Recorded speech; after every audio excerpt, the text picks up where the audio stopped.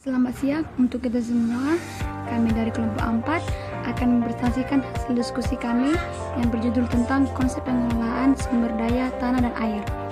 Sebelum memulai diskusi kami memperkenalkan diri terlebih dahulu. Yang pertama, Francesco Pandiangan sebagai penyaji pertama. Yang kedua, Mas Hermanalu sebagai penyaji kedua.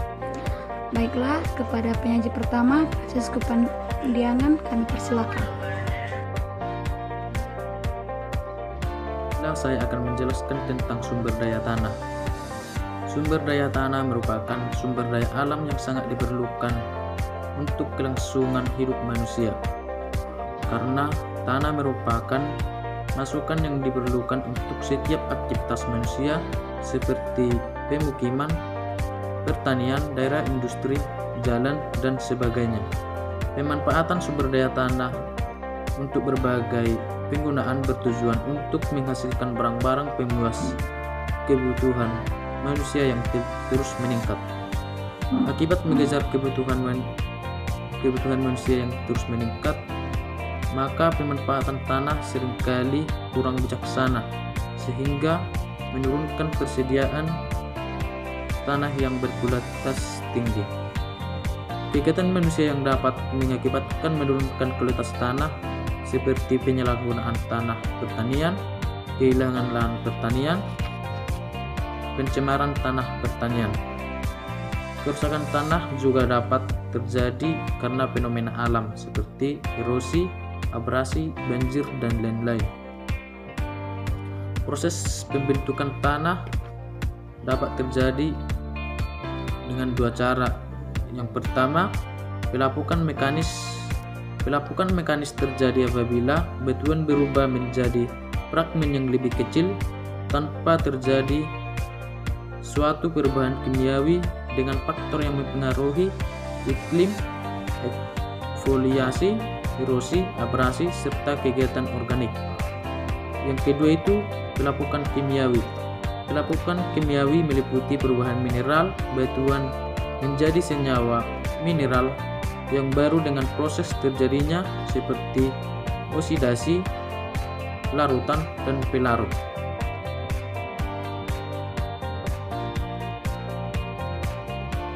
Konservasi sumber daya tanah. Konservasi tanah adalah penempatan bidang tanah pada cara penggunaan sesuai kemampuan tanah dan memperlakukannya sesuai syarat-syarat yang diperlukan agar tidak terjadi kerusakan tanah. Usaha konservasi tanah bertujuan mencegah kerusakan tanah, memperbaiki tanah, memelihara dan menaikkan kesuburan tanah agar tercapai produksi yang setingginya.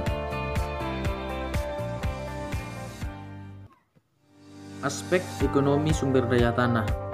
Sewa tanah merupakan konsep penting dalam ekonomi sumber daya tanah.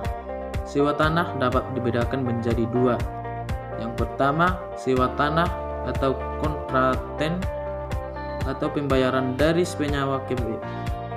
penyewa ke pemilik melakukan kontrak sewa dan dalam jangka waktu tertentu.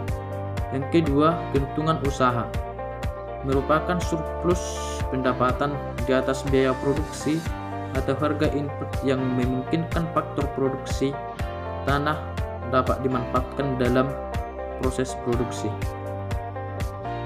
Selanjutnya, jenis-jenis tanah.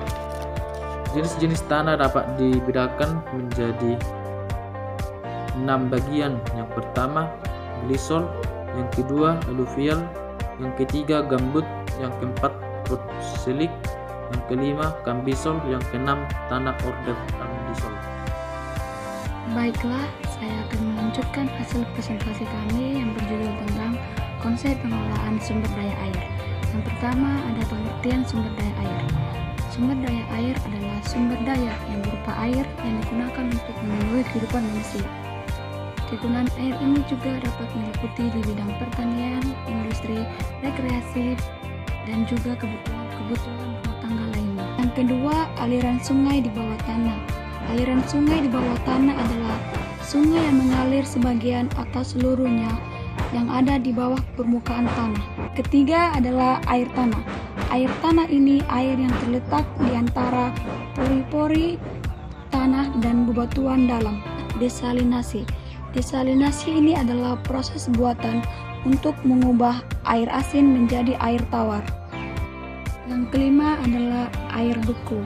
Es yang membeku di kutub berpotensi untuk dijadikan sebagai air tawar karena 2/3 air di dunia berada dalam bentuk es. Sumber daya air. Pengelolaan sumber daya air adalah upaya untuk merencanakan, melaksanakan, maupun memantau maupun pendayagunaan daya air dan pengelolaan sumber daya air yang rusak. Selanjutnya, fungsi pengelolaan sumber daya air. Fungsi pengelolaan sumber daya air ini ada dua. Yang pertama transmisi, yang kedua penstop. Yang pertama transmisi. Transmisi ini berguna untuk membangkitkan listrik dari PLTA ke rumah-rumah maupun industri. Yang kedua adalah penstop. Penstop ini berguna untuk menyalurkan dan mengarahkan air ke cerebong turbin.